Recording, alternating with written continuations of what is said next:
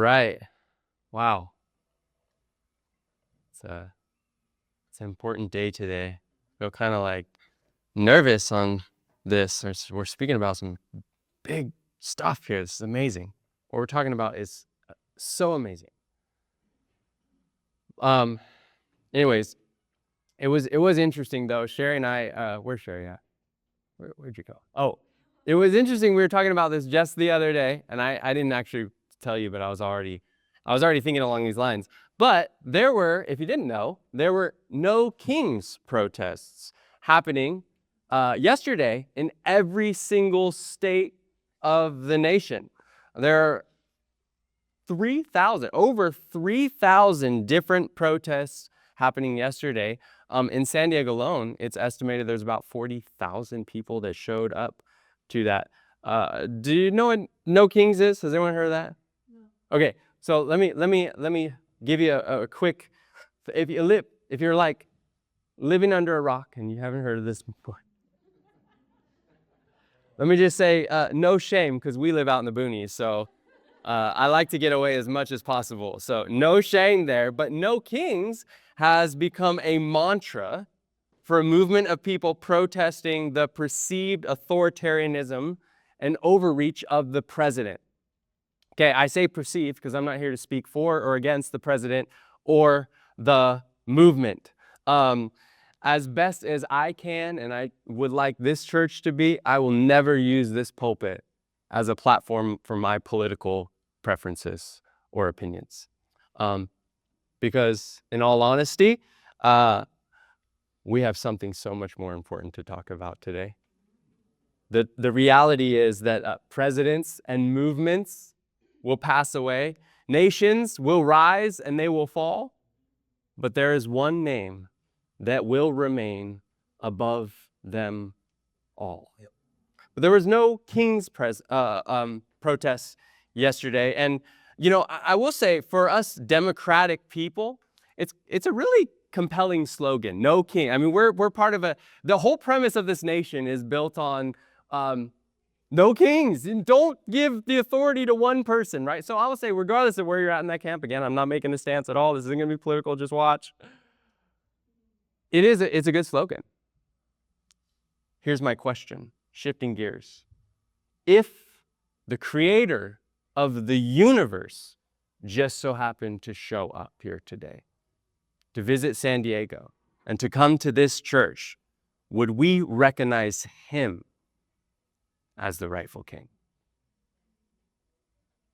Would we shout like the crowds did, "Blessed is the King who comes in the name of the Lord"? Or would our ruggedly independent, anti-authoritarianism, democratic impulses respond in like manner, "You are not my king"? If you're a Christian, I'm sure you're inclined to say this morning, absolutely, I would herald him as king. If he came here, absolutely. But our passage gives us good reason to pause and soberly reflect on this question. What does the lordship of Jesus mean? Do we truly believe that he is king?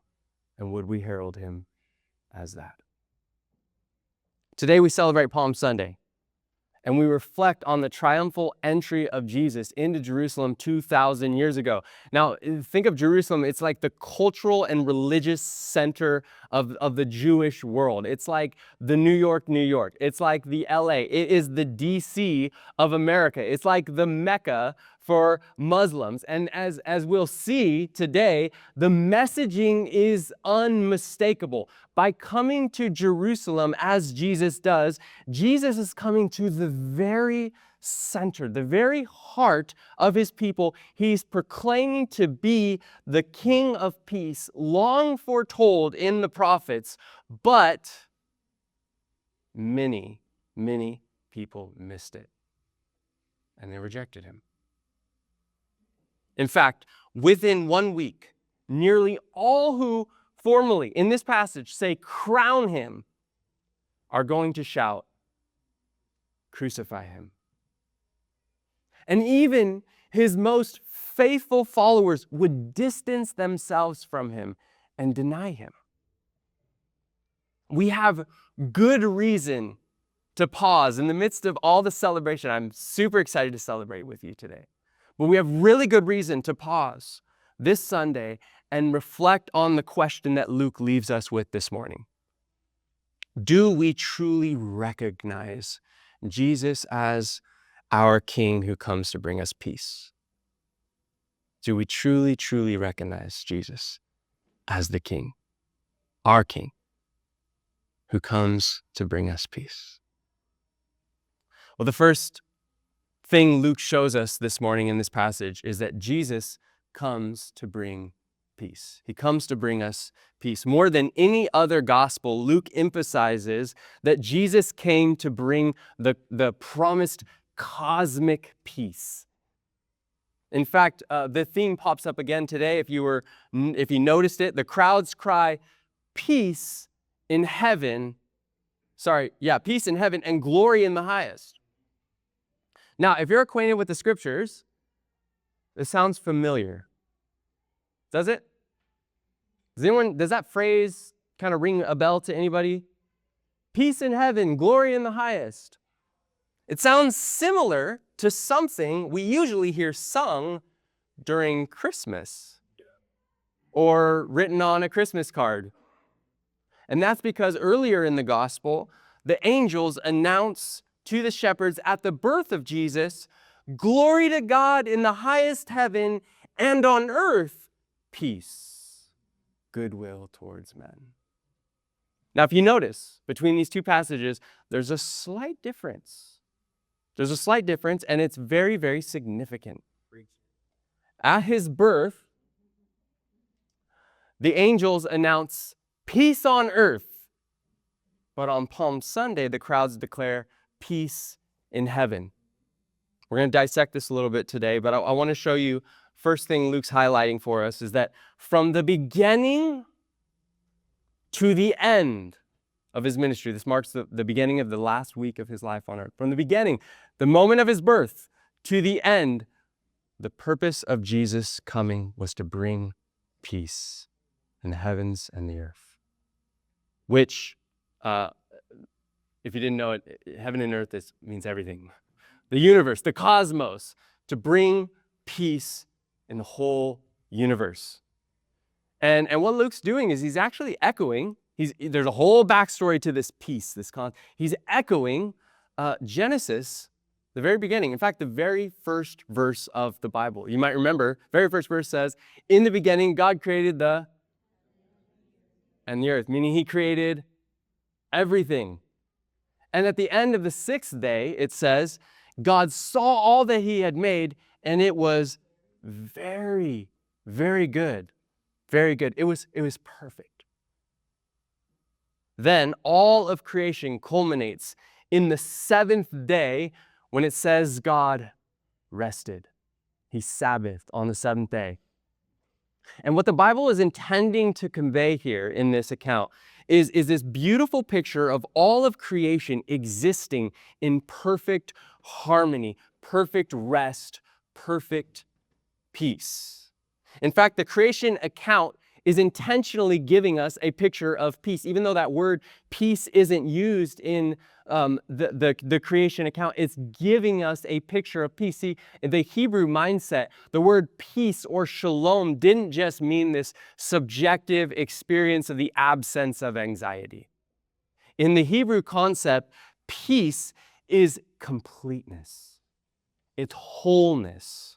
It's everything functioning in harmony and in order. Peace is when everything works as God created it originally, as it was intended. And what's interesting, I loved saying this, actually. So I don't know if you heard this before. I love this. What's interesting is that the seventh day of creation is the only day that doesn't mention, and there was morning and there was evening. It's the only day of creation that doesn't mention that. That's intentional. Every word in the Bible means something, or every absence means something. It means that the goal end of creation, the goal end of all of creation, humanity, was that we would enter an eternal state of rest, shalom, peace with each other, with ourselves, with creation, and with God for eternity. On the Sabbath, the sun never sets. But there was only one way. There was only one way that peace, the perfect beauty and harmony of everything, there was only one way that it could remain.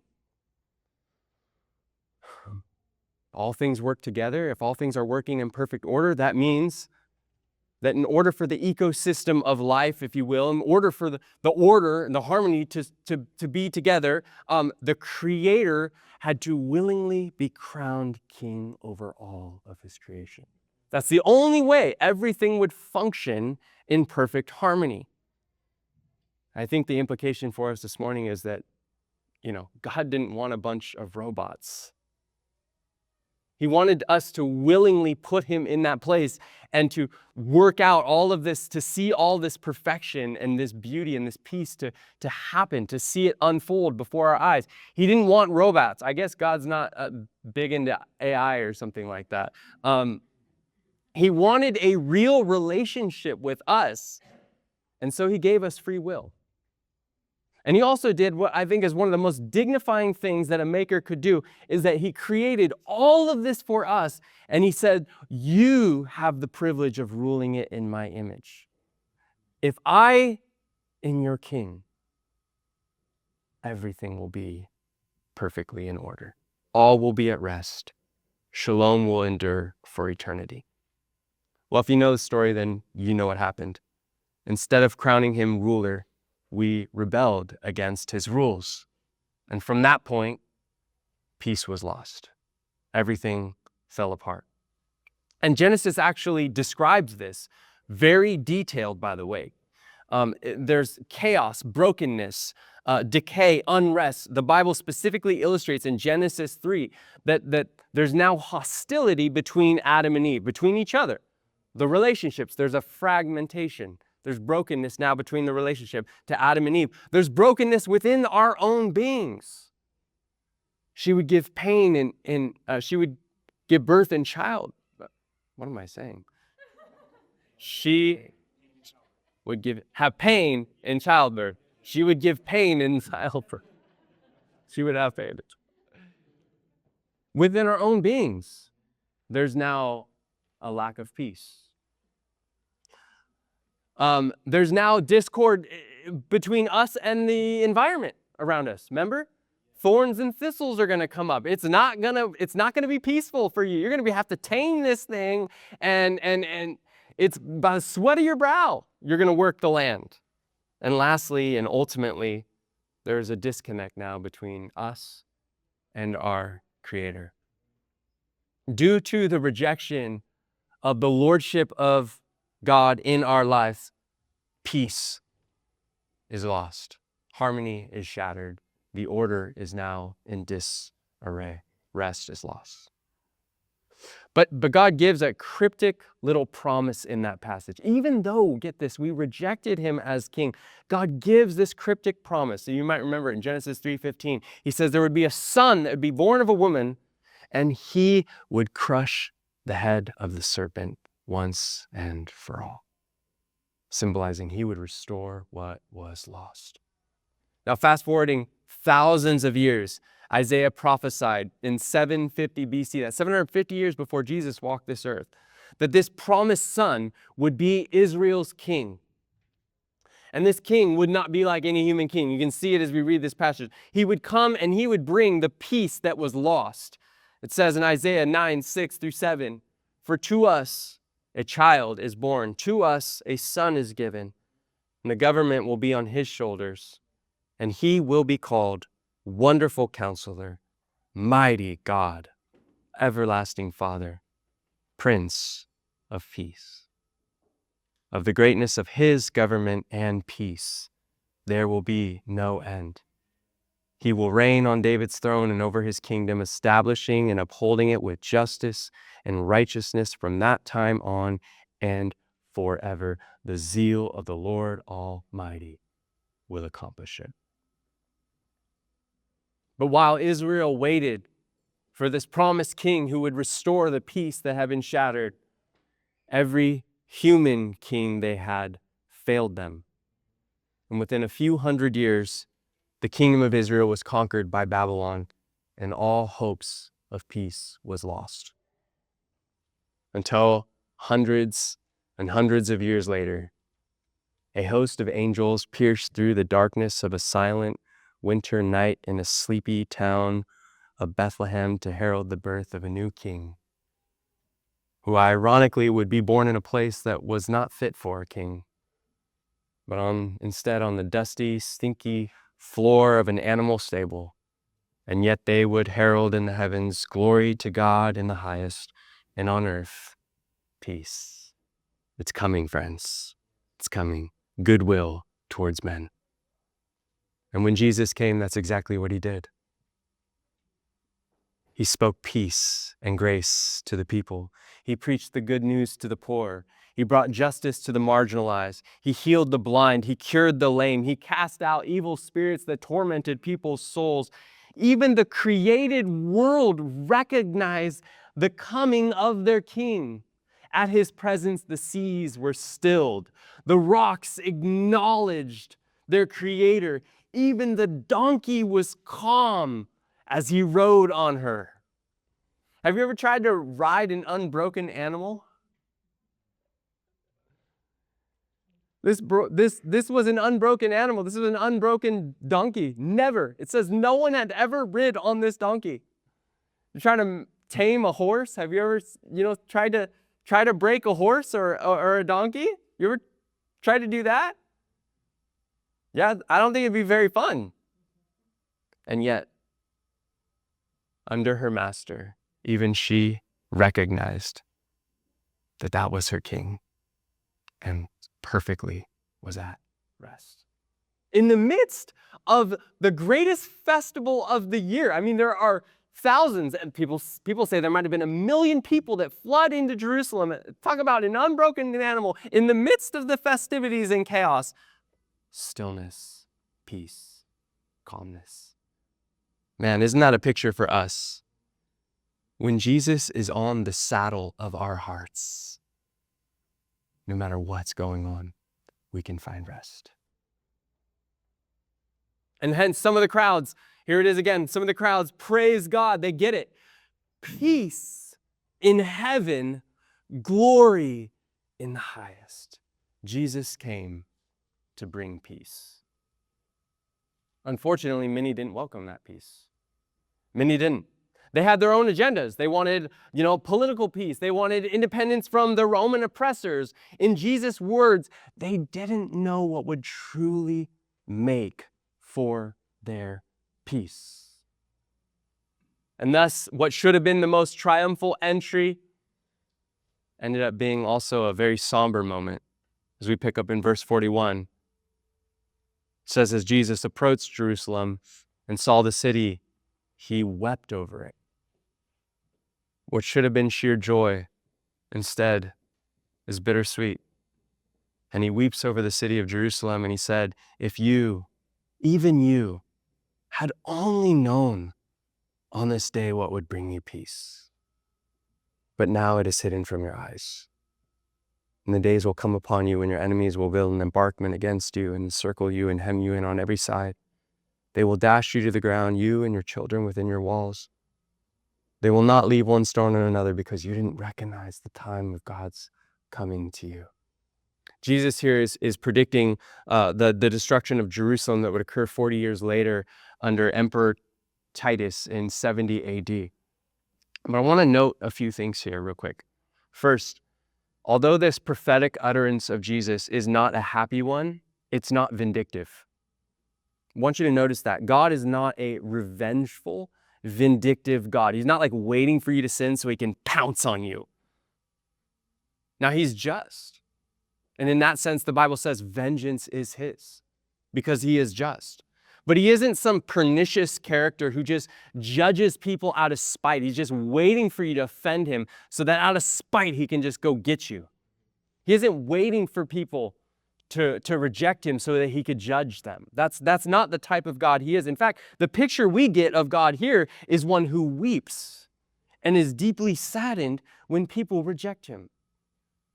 Here we see that even as Jesus is prophesying what is going to happen, he's weeping. He's crying over it. God takes no joy in judgment. Even as Jerusalem is going to be suffering the consequences for breaking their covenant with their king, refusing their promised Messiah, Jesus is not gloating over it. It's not something happy. He's not excited about it. He's saddened.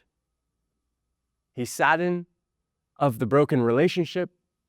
He's saddened of the consequences that are going to follow and the pain that's going to ensue. And that leads to our next implication from this. Whenever we reject the lordship of Jesus over our lives, it always leads to harm, self-harm, and destruction. Whenever we reject his tenderly loving, good kingship over our lives, it's never going to end up good. It's not. Look what Jesus said. If you had even known on this day what would bring you peace. If you had known what I came to give you peace, instead you've rejected it. You don't know the path you're going down. It's not going to be good. I like what some translations, how they put it. It says, would that you had only known the things that make for your peace. If you'd only known what makes for your peace. I don't know if you've realized, church, but only God truly knows what makes for our peace. He is our creator. Only he truly knows what we need and what is good for us and what makes for our peace. We think we know what is right. We think we know what's good for us. We think we know what's going to bring us satisfaction, what's going to bring us peace, what's going to bring us fulfillment. But we didn't create ourselves. God knows. He knows what's best for us. He knows what truly makes for our peace. And like the Jews of Jesus' day, we think we know, what that will be. So we pursue it in that relationship, that feeling, that job, that financial bracket, that goal, that whatever it is. And to be clear, none of these things are bad. Like Israel wanting liberation from Rome is not a bad thing, okay? None of these things are bad. But Jesus comes to bring a more foundational and more pervasive peace. See, apart from Jesus, all of our pursuits for peace only reinforce unrest in our lives and in the world. Apart from Christ, those who are liberated quickly become oppressors. The quest for financial security turns into greed and exploitation. Our goals become an incessant drive for achievement and a sense of identity. Without the peace of Jesus, a relationship can become toxic, as each person is sucking the other dry to fill the gap, to fill the hole of affirmation that we're looking for in our lives. There's only one thing that truly makes for our peace. The rocks know it. The seas experience it. Even the donkey knows it. When God is in charge, when God has the reins of our life, when he is sitting on the throne of our hearts, no matter what is going around us, we can have lasting and true peace. The world and nothing else can give us that. Only our King. It's the order in which we were made. It's how harmony happens. We were created to worship the King. And he knows that unless he is Lord of our lives, nothing will come back into order. Nothing will come back into harmony.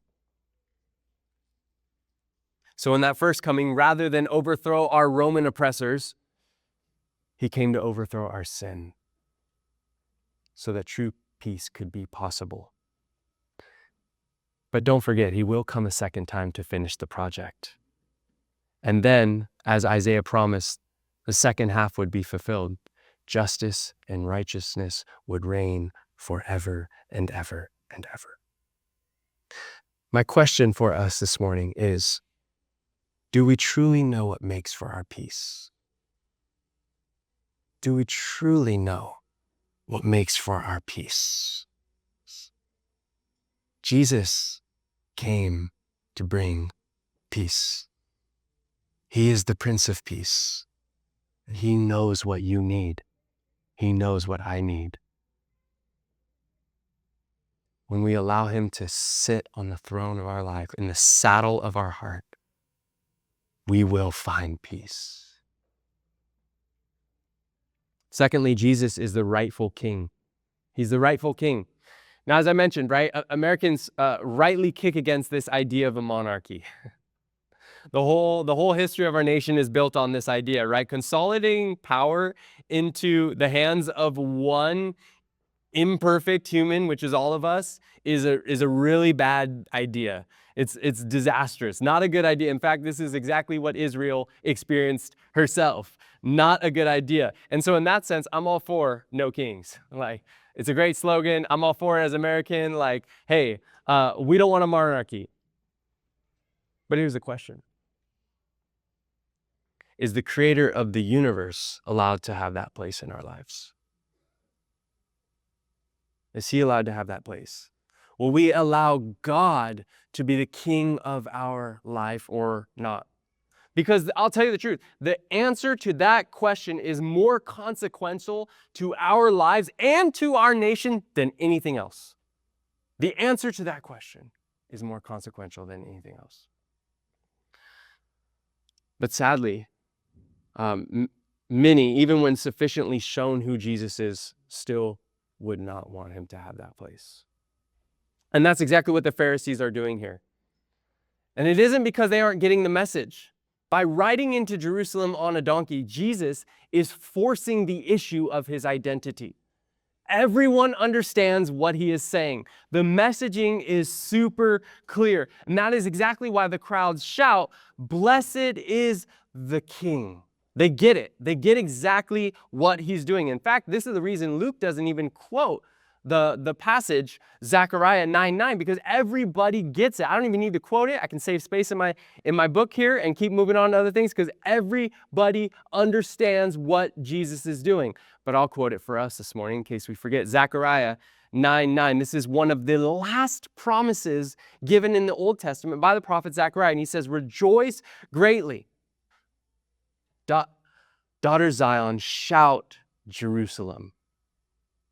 See, your king comes to you, righteous and victorious, lowly and riding on a donkey, on a colt, the foal of a donkey, an unbroken donkey." And it goes on to say, "I'll take away the chariots from Ephraim and the war horses from Jerusalem, and the battle bow will be broken. He will proclaim peace to the nations, and his rule will extend from sea to sea, from the river to the ends of the earth."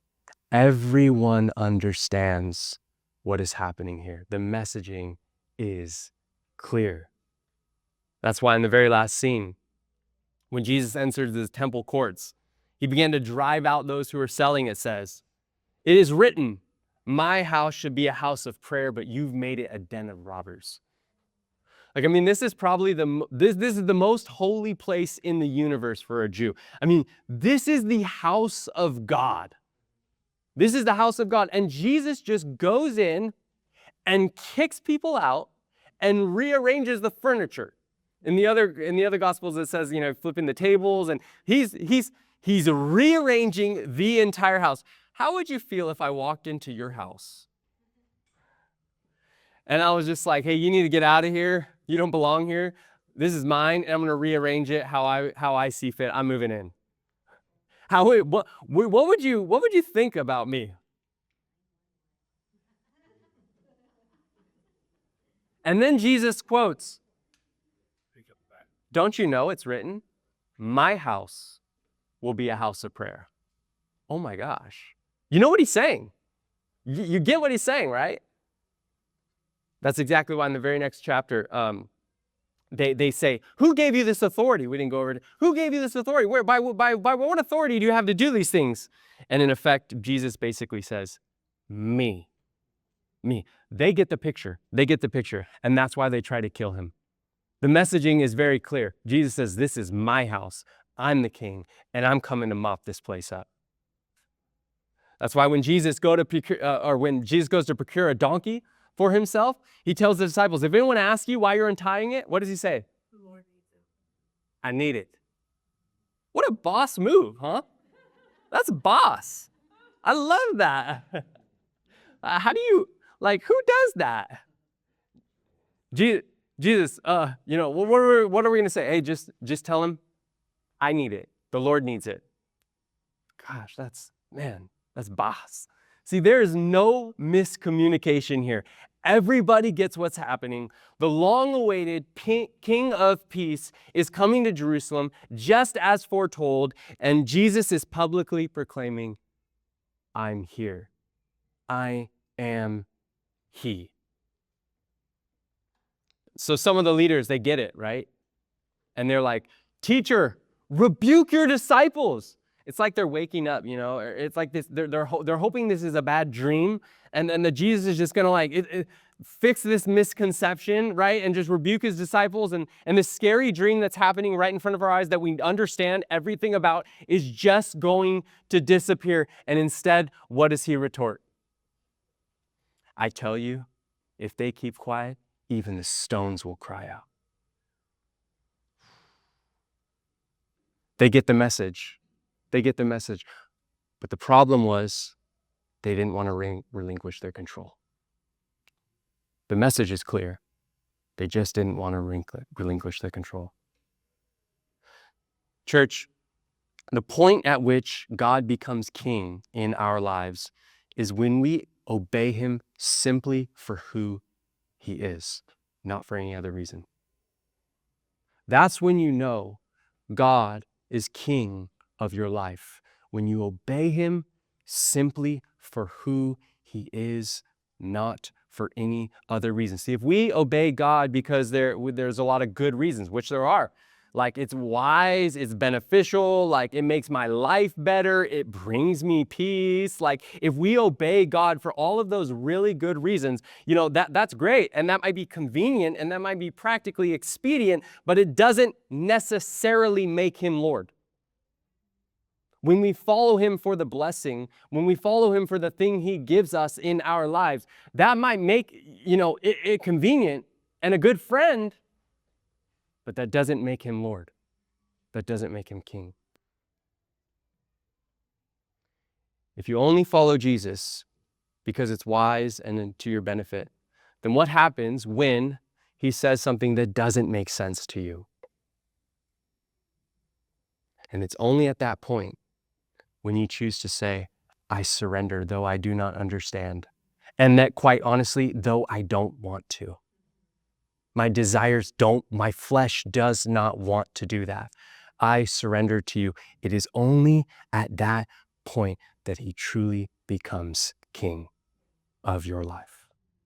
And maybe we can begin to understand that why in the very beginning, when God told humanity not to eat from this one tree, he never gives them a reason. He never gives them a reason. He simply said, if you eat from it, you're going to screw everything up. God can only be rightful king in our lives if we trust him and obey him solely for who he is.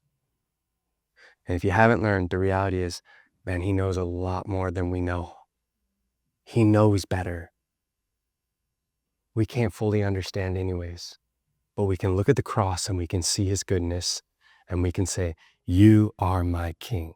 I will follow and trust you regardless. The question the Bible asks us again this morning is, who is king of our lives? Who truly sits on the throne of our hearts? Just as in that time, so it is today. The messaging was clear. The verdict was clear about who Jesus is. The question is, are we going to crown him king or not? I love the quote by C.S. Lewis, the famous one in Mere Christianity. He kind of sums all of this up, the messaging and the kingship. He says this, I'm trying here to prevent anyone saying the really foolish thing that people often say about him. I'm ready to accept Jesus as a great moral teacher, but I don't accept his claim to be God, to be king. That is the one thing we must not say. A man who was merely a man and said the sort of things, and I would say did the sort of things Jesus did and say, would not be a great moral teacher. He would either be a lunatic on the level with a man who says he's a poached egg, or else he would be the devil of hell. You must make your choice.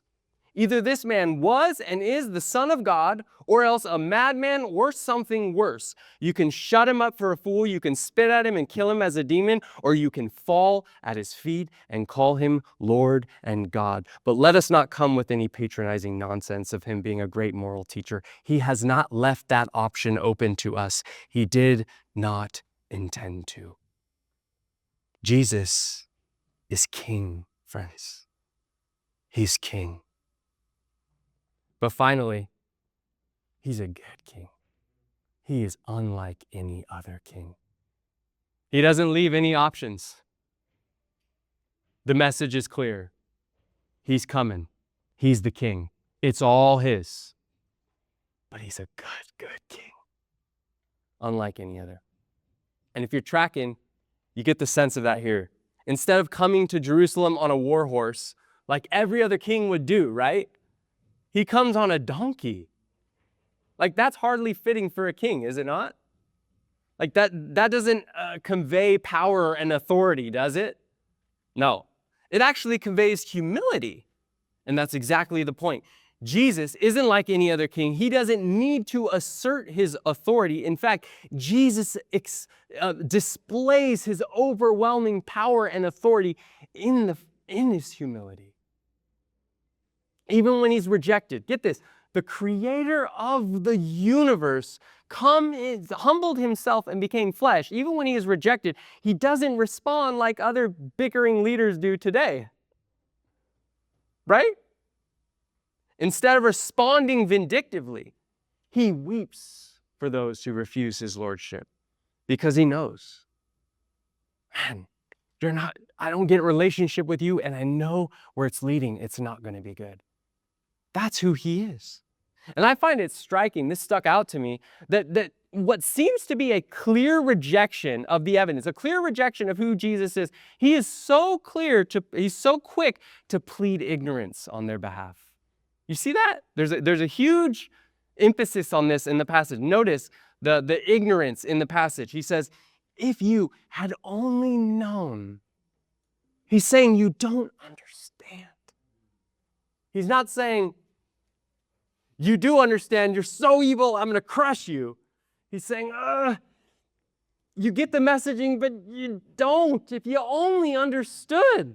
Then he goes on to say, you did not recognize the time of God's coming to you.